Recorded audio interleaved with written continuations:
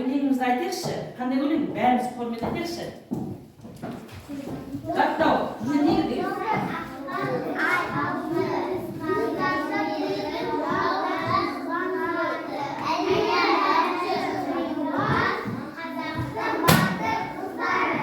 Балалар, бүгін қандай тақырып негізі?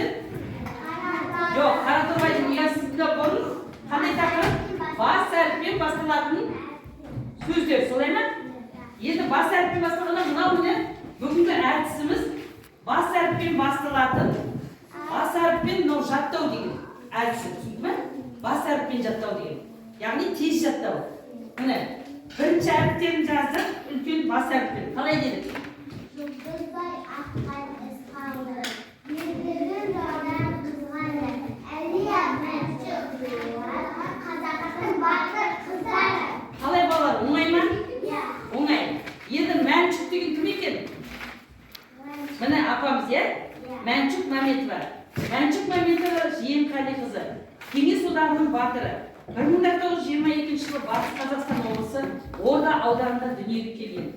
Алматы медицина институтында оқып жүріп, студенттердің спорттық жарыстарда көркем өнерпаздар үйірмелерге бұқаралық